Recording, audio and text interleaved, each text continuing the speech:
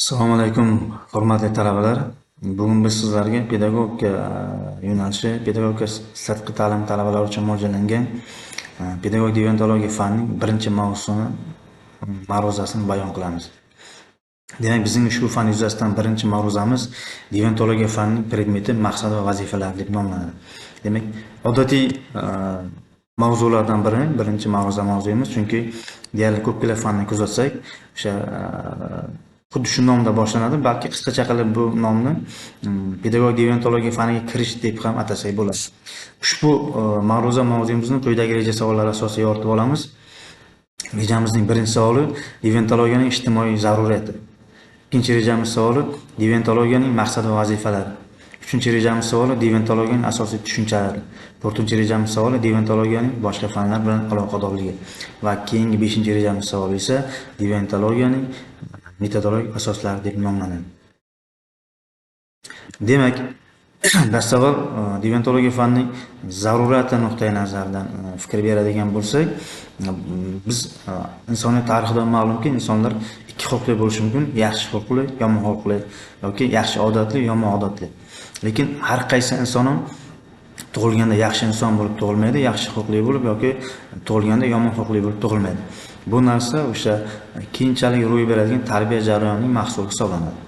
Demak, deontologiya fani, o'sha deontologiya so'zi lotincha deviation so'zidan olingan bo'lib, og'ish yoki og'ishni o'rganish degan ma'noni bildiradi. Og'ish deganda o'sha insonlarda ro'y berayotgan o'sha masalan ichkilikbozlik, hali keyinroq batafsil to'xtalamiz, yoki chekuvchilik va hokazo, xuddi o'shanday yomon xulqlar nazarda tutiladi. Bizning pedagog deontologiya fanimiz esa o'shanday og'ishlar va ularni bartaraf etish bilan bog'liq jarayonlarning pedagog asoslarini o'rganishga xizmat qiluvchi fan hisoblanadi. Demak, qaysi ma'noda uni zaruriyatini quyidagi nuqtai nazardan tahlil qilsak bo'ladi. Birinchisi, masalan, 21-asr insoniyatga ko'plab muvaffaqiyatlar keltirmoqda, shu bilan birga ko'plab nooxloqiy xislatlarni ham olib kelmoqda ushbu asrda. Ikkinchi zaruriyati, axborot asrida bunday nooxloqiy xislatlarning yoshlar ongiga singishi jadallashmoqda. Ya'ni internet tarmog'i juda ham rivojlanib ketgani sababli va shu nuqtai nazardan yoshlarni axloqiy barqarorlik ruhida tarbiyalashga xizmat ko'rsatuvchi fanlarni takomillashtirish maqsadida, demak, pedagog deontologiya fani vujudga kelgan va aynan pedagog yo'nalish talabalariga o'rgatilmoqdaki, ular bo'lajak o'qituvchilar hisoblanadi va maktabga borib xuddi o'shanday xulqli o'quvchilar bilan ro'baro bo'lganda ularni qanday bartaraf etish kerak, yomon xulqlarni yoki ular bilan qanday pedagogik faoliyat olib borishni haqida ozgincha bo'lsa ham o'sha kompetentlikka, malakaga ega bo'lishini ko'zlagan maqsadda, demak, pedagog deontologiya fani talabalarga o'rgatilmoqda. Pedagog deontologiya fani shakllanishi haqida to'xtaladigan bo'lsak, bu fan pedagoglarga borib taqaladi. Ya'ni insonning ilk bosqichlarida ham, demak, xuddi shunday bo'lajak yoshlarni yaxshi xulqli qilib tarbiyalash uchun urug' oqsoqollar tomonidan deontologik faoliyat olib borilgan, ya'ni og'ishlarga qarshi faoliyat olib borilgan. Ikkinchisi, bu qadimgi Afinada xuddi o'sha pedagog deontologiya fanining dastlabki ilmiy asoslari yaratib berilgan. Biz bilamiz, Afina dunyo sivilizatsiyasining markazi hisoblanadi va bu yerda demak eng birinchi nazariy asoslar yo'lga qo'yilgan deontologiya fani. Albatta, uchinchidan o'sha tarixiga yuzlanadigan bo'lsak, bizning yurtimiz ham dunyo tarixidan orqada qolmaydi ilm fanda.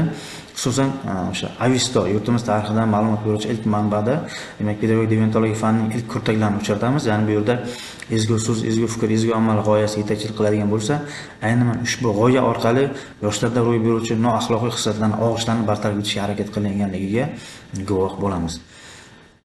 Demak, pedagog deontologiya fanining shu nuqtai nazardan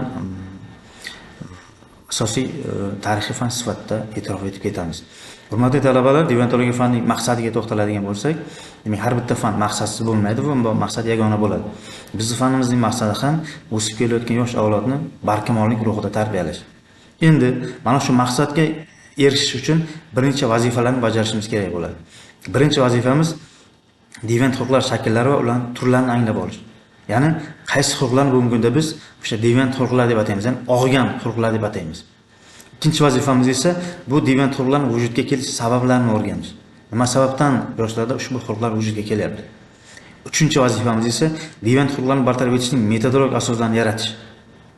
Ya'ni bugungi kunning dolzarb vazifasi hisoblanadi. Ularni bartaraf etish uchun qanday usullardan, vositalardan foydalanishimiz kerak? Bular metodologik asos hisoblanadi va keyingi 4-vazifamiz esa deviant huquqlarni oldini olish, profilaktika qilish. Xalqimizda azaldan bir ibrotomuz fikr yuradi. Kasalni davolagandan ko'ra oldini olish afzalroqdir degan. Aynan o'sha deviantologiya fan ham shu nazariyaga asoslanadi. Ya'ni biz og'gan xulqlarni yoki xulqiy og'ishga ega bo'lgan o'quvchilarni metodologik tomondan, o'sha pedagogik tomondan o'sha isloh qilgandan ko'ra, davolagandan ko'ra ularni oldini olishimiz bizga yaxshiroq, ijobiyroq bir faoliyat beradi. Shu nuqtai nazardan ushbu vazifalarni bajarib o'tsak biz o'sha pedagogik deviantologiya fanning bosh maqsadiga erishgan bo'lamiz. Xo'sh, bugungi kunda eng asosiy o'sha dolzarb hisoblangan qaysi huquqlarni biz deviant huquqlar deb ataymiz? Yoshlarimizda ro'y beruvchi yolg'onchilik, ichkilikbozlik, giyohvandlik, kashandalik, delikventlik, ya'ni jinoyatchilik yoki o'z joniga qasd qilish, suitsid yoki fohishabozlik singari shunday illatlar ro'y beryaptiki, bu illatlar bugungi kunda deviant huquqlar deb ataladi. Demak, deviantologiya fanining boshqa fanlar bilan aloqadorligiga to'xtaladigan bo'lsak, deviantologiya fani eng avvalo pedagogika, keyinchalik psixologiya, huquqshunoslik, tarix, sotsiologiya, etika va dinshunoslik fanlari bilan o'zaro uzviy aloqaga kirishadi va ushbu fanlardan olingan manbalar asosida demak o'zini nazariy jihatdan boyitishga harakat qiladi. Deviantologiya fanining metodologik asosini nimalar tashkil qiladi?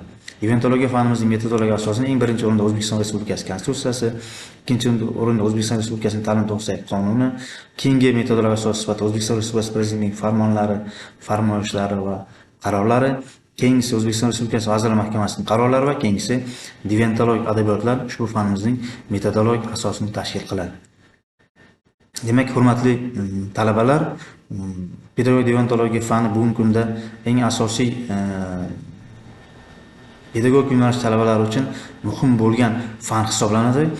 Chunki yana qaytarib o'taman, bizning pedagogik yo'nalish talabalarimiz asosiy faoliyatini maktablarda boshlashadi. O'quvchilar bilan faoliyat olib borishadi. Va bugungi kun xulosasi shuni beryaptiki, maktab o'quvchilarining yuqori sinflarida aynan pedagogik og'ish ko'proq kuzatilyapti. Ya'ni ularda ichkilikbozlik alomatlari, ularda chekuvchilik alomatlari, ularda yoki o'sha jinoyatchilik alomatlari. Aynan o'shanday alomatlarni ya'ni o'quvchilar jinoyatga aylantirib qo'ymasdan turib, ularni bartaraf etish, ularga pedagogik tomondan yordam berish, psixologik tomondan ularga yordam berish ishlari bugungi kun o'qituvchisiga yuklanmoqda. Shunga ko'ra deviantologiya fani demak o'quvchilarga asosiy ko'nikma beruvchi fan sifatida dolzarb ahamiyatga ega bugungi kunda.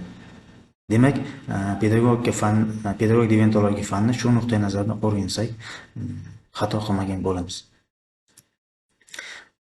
Bugungi sizlarga pedagogik deviantologiya faniga kirish yuzasidan taqdim qilmoqchi bo'lgan ma'ruzamiz taqdimoti shulardan iborat edi.